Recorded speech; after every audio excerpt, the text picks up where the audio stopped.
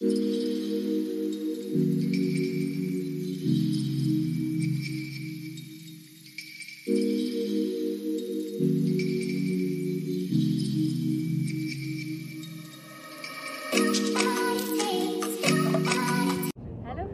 কেমন আছো? আশা করি ভালো আছো, আমরাও ভালো আছি। তোমরা আছো দেশি ফ্যামিলি ট্যুর অ্যান্ড ভ্যানে রূপার সাথে। আর আমাদের একটা আজকে প্ল্যান হয়েছে, আমরা এখন যাচ্ছি ইয়াসেমিতে। এটা হচ্ছে হঠাৎ করে হয়ে যাওয়া একটা প্ল্যান। আমরা বন্ধুর বাড়িতে এসেছিলাম, এবার ওখান থেকেই রাত্রির বেলা হচ্ছে ঠিক হলো যে চলো ইয়াসেমিতে ঘুরে আসি, তাই আজকে বেরিয়ে পড়েছি ইয়াসেমিটিতে ঘুরতে। আর এই যে রিকাশ্রী এখানে আছে, আর এখন তাই আমরা যাচ্ছি 3.5 ঘন্টার রাস্তা। তো ওখানে গিয়ে দেখি যে কেমন কি ওয়েদার। আসলে দেখেছি ওয়েদারটা ভালো, দেখা যাক, সঙ্গে থেকে। তা খুব ভালো লাগছে আমাদের আলটিমেট ইয়াসেমিটিতে যাওয়া হচ্ছে। তার কারণ আমাদের এই ইয়াসেমিটির ঘোরার প্ল্যানটা অনেক দিন আগে থেকেই হয়েছিল। তখন কিন্তু আমাদের পুরো হোটেল বুক সমস্ত সব কিছু হয়ে গেছিলো, খালি আমাদের শরীর খারাপের জন্য পুরো প্ল্যানটাকে আমাদের ক্যান্সেল করতে হয়। তাই জন্য একটু মন খারাপ তো বলাই যেতে পারে, তার কারণ ওরকমভাবে পুরো সমস্ত সেট আপ করা, ঠিকঠাক করা, মেন্টালি একটা প্রিপেয়ার হয়ে থাকা যে হ্যাঁ ঘুরতে যাব। বাচ্চাগুলো ওদেরও খুব কষ্ট হয়েছিল যে হ্যাঁ ঘোরাটা হলো না, তবে ঠিক আছে আমরা ভেবেছিলাম পরে কোনো না কোনো দিন যাব। তাই এরকম তাই বন্ধুর বাড়িতে এসে আমাদের হঠাৎ করে রাতের ডিনারে খেতে খেতে ভাবলাম যে আমরা আসলে এই যে এতগুলো ছুটি পেয়েছি, তো আমরা জাস্ট আলোচনাই করছিলাম কেন আমরা ইয়াসেমিটি প্ল্যান করলাম না। ব্যাস বলতে না বলতেই বন্ধুর হাজব্যান্ড একদম সঙ্গে সঙ্গে হোটেল বুক করে দেওয়া, সমস্ত কিছু প্ল্যান হয়ে গেল। ব্যাস সকালবেলায় কোনো রকম প্যাকিং করেই আমরা বেরিয়ে পড়লাম। আমাদের তো প্যাকিংয়ের কিছু ছিলই না, তার কারণ আমরা বন্ধুর বাড়িতেই গেছি, যেরকম ছিল সেই অবস্থায়। অত ঠান্ডাতে ইয়াসেমিটিতে কোনো রকম জ্যাকেট নেই, কিছু নেই, ওরম প্রিপেয়ারই হয়ে আসেনি। তো বেরিয়ে পড়লাম আমরা ইয়াসেমিটি যাওয়ার জন্য। সমস্ত বন্ধুর কাছ থেকে জ্যাকেট নিয়ে রিকের জন্য, শ্রীয়ের জন্য। আর শ্রীয়ের জ্যাকেটটা তো ভেবেছিলাম যে আমাদের অন দ্য ওয়েতেই কিনতে হবে হয়তো, কিন্তু না, বন্ধুর কাছ থেকে পেয়ে গেছি। আমার জ্যাকেট, টুপি, সমস্ত সব কিছু ওই রকমভাবেই আমরা বেরিয়ে পড়লাম। আর এই যে আমরা এখন দেখতে পাচ্ছ ইয়াসেমিটির রাস্তাতে ঢুকেও পড়েছি। খুব সুন্দর ভিউ, দারুণ সিনিক বিউটি। আমরা প্রচুর এরকম ডকুমেন্টারি বা ভিডিও দেখেছিলাম যেখানে ইয়াসেমিটির এরকম জায়গার ভিডিও সমস্ত দেখতে পেয়েছি। তো খুব শখ ছিল, ইচ্ছা ছিল এখানে আসার। তো যাই হোক, আমাদের আলটিমেট আমরা এলাম, এখন দেখছি, তোমরাও দেখতে থাকো। খুব সুন্দর জায়গাটা।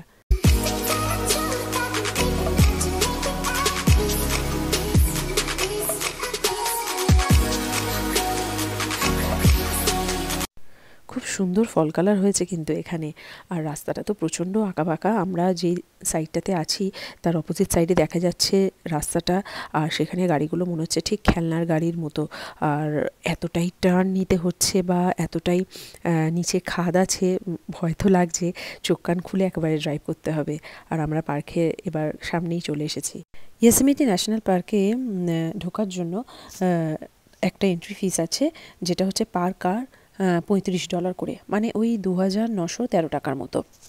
তা সেটার জন্য লাইন দিয়ে এই যে এবার আমরা ঢুকছি। আমাদেরকে টিকিটের সাথে এই টিকিটটা কিন্তু আমরা যদি এখন টানা 1 সপ্তাহ বা 10 দিন যদি আসি, এই টিকিটটা আমাদের দেখালেই হয়ে যাবে। আমাদের আর রোজ রোজ টিকিট কাটতে হবে না।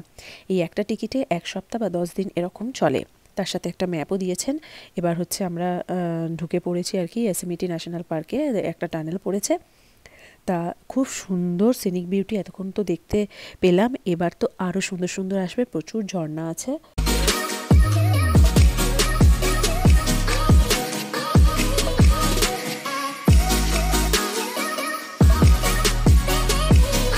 খুব সুন্দর একটা ক্রিক পড়েছে। এটা কিন্তু ঝর্ণার জলেরই থেকেই তৈরি এই ক্রিকটা। জলটা তো দেখেই মনে হচ্ছে খুব ঠান্ডা হবে। আর এখানকার টেম্পারেচার কিন্তু আমরা যেখানে থাকি সেখানকার থেকে আরও অনেক কম।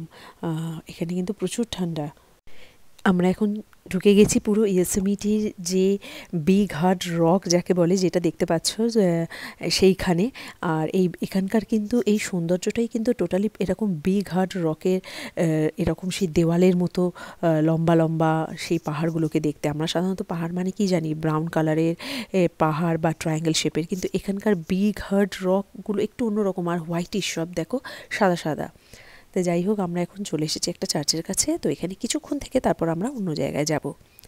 তবে এখানে শীতকালে কিন্তু প্রচণ্ড বরফ পড়ে, প্রচণ্ড স্নোফল হয়, তাই এখানে কিন্তু সেই সময় গাড়ির চাকাতে চেন বেঁধে মানে চেন পরিয়ে নিয়েই আসতে হয়, নাহলে কিন্তু চাকাগুলো স্কিড করে।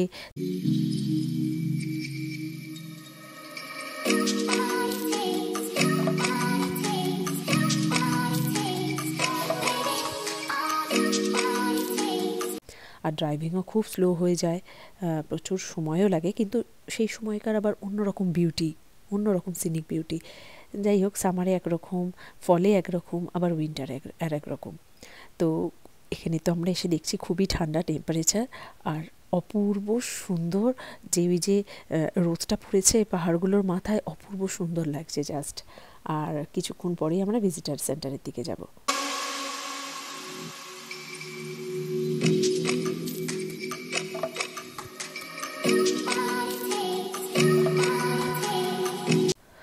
আমরা ভিজিটার সেন্টারে ঢুকে সোভিনিয়ার কিনলাম, আমার বন্ধুও কিনলো।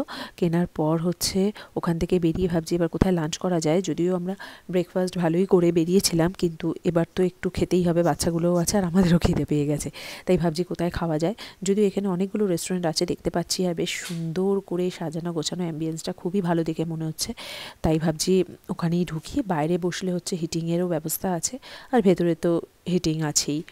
তবে ইয়োসেমিটি ন্যাশনাল পার্কের ভেতরেও হোটেল আছে, কিন্তু সেই হোটেলগুলো সবসময় অ্যাভেলেবেল নয়, সবসময় ফুল থাকে। তাই ফাঁকা হলে ওখানকার এমপ্লয়িরাই মেল করে জানায় যে এখন ফাঁকা হয়েছে, তবে সেটা খুবই আমরা যখন প্ল্যান করব সেই সময় হয়তো খালি নেই, পাওয়া যায় না। তাই আমরা এখানের থেকে একটু দূরে, প্রায় আধ ঘন্টার মতো দূরে আমরা তাই হোটেল নিয়েছি। সেখানেই আমরা আবার এখান থেকে ঘুরে ফিরে যাব, আবার কালকে আসব। তো আমরা এখন যাচ্ছি, দেখলে তো পাহাড়ের মাথায় রোদ পড়তে পুরো মনে হচ্ছে না যেন গোল্ডেন, একেবারে সেই সোনার মতো চকচক করছে। তা আমরা এখন যাচ্ছি একটা ঝর্ণা দেখতে। চলো তোমরাও সাথে থাকো, দেখো খুব সুন্দর জায়গাটার আশপাশটা দেখেছো তো, দারুণ সব বড় বড় রেডউড লম্বা ট্রিতে ভর্তি, আর খুব সুন্দর জায়গাগুলো।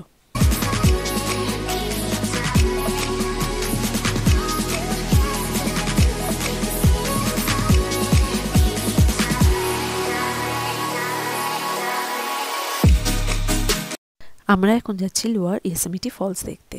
আমরা চলে এসেছি, আর এখান থেকে অপূর্ব লাগছে এইটা দেখতে। তবে প্রচুর মানুষজন সামনেতেও যাচ্ছে হেঁটে হেঁটে, এই যে সমস্ত এই রকগুলোকে পেরিয়ে ডিঙিয়ে সমস্ত যাচ্ছে। তাই আমরাও ভাবছি যাব, কিন্তু দেখা যাক কী হয়। শ্রী আছে, বুম্পু আছে, রিককে নিয়ে অতটা আমরা যেতে পারি কি না, কারণ শ্রী টোটালি টায়ার্ড হয়ে গেছে অনেক। তাই দেখা যাক, যদি শুভ্র আর বন্ধু যায় তাহলে ওরাই ঘুরে আসবে। আর এখানে প্রচুর হাইকিংয়ের জায়গাও আছে, তবে আমাদের কাছে আজকে অনেকটা সন্ধে হয়ে যাচ্ছে, যেহেতু শীতের বিকেল তো অনেকটা সন্ধে হয়ে যাচ্ছে বলে আজকে আমরা আর হাইকিং করতে পারবো না, আমরা কালকে করব। আর তাছাড়াও রয়েছে এখানে শাটেল করে, কিন্তু একটা জায়গায় কার পার্ক করে তারপর শাটেল ধরে একটা পয়েন্ট থেকে আরেকটা পয়েন্ট, আরেকটা পয়েন্ট থেকে আরেকটা পয়েন্ট যাওয়া যায়, সেটা হলে খুবই সুবিধা।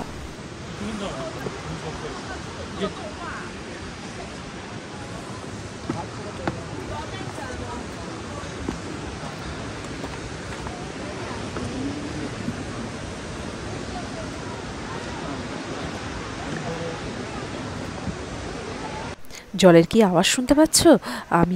আমরা আর আসিনি, আমি, আমার বন্ধু, তারপর বাচ্চাগুলো সমস্ত নিচেই ওয়েট করছি। তা শুভ্র আর ওর বন্ধু গেছে, আর জলের প্রচণ্ড আওয়াজ। এবার আমরা দেখতে পাচ্ছি যেটা দূর থেকে, সেটা হচ্ছে হাফডোমটা।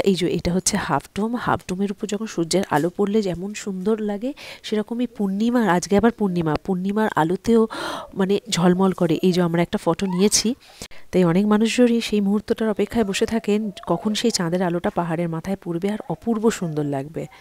শ্রী আর হাঁটতে পারছে না, প্রচণ্ড টায়ার্ড, তাই আঙ্কেলের কোলেই উঠে পড়েছে। তাই এবার আমরা বেরিয়ে যাচ্ছি হোটেলের দিকে। সন্ধেও হয়ে গেছে অনেকটা, আর সেই পূর্ণিমার চাঁদটাকে বড় দেখা যাচ্ছে। আর আমরা যেইখানটা হোটেল নিয়েছি, এইটা একটা ছোট শহর, সেখানকারই খুব সুন্দর আলো দিয়ে সাজানো, আর শহরটাও খুব সুন্দর করে সাজানো, পরিষ্কার পরিচ্ছন্ন। আমরা হোটেলে পৌঁছে গেছি, চেক ইনও করিয়ে নিয়েছি, করিয়ে এখন এখানে প্রচণ্ড ঠান্ডা, হাত টাত না বাইরে রাখাই যাচ্ছে না, পুরো কাঁপছে ঠান্ডাতে। তো পার্কের ভেতরেই ওরকম অবস্থা হয়েছিল, মুখে কথা বলা যাচ্ছে না, হাত টাত ঠান্ডা হয়ে যাচ্ছে। তা যাই হোক, এখানে টেম্পারেচারটা তো এতটা কমই আমরা দেখেও এসেছিলাম আর কি। তো চলো তাহলে আজকের ব্লগটা আমি এখানেই শেষ করছি। যদি ভালো লাগে লাইক, কমেন্টস অ্যান্ড শেয়ার করো। আর আরও নতুন নতুন ব্লগ দেখতে হলে আমার চ্যানেলটা সাবস্ক্রাইব করে নিও। টিল দেন সবাই খুব ভালো থেকো, সুস্থ থেকো। আবার দেখা হবে নতুন একটা ব্লগে। টিল দেন সবাই খুব ভালো থেকো, সুস্থ থেকো। বাই।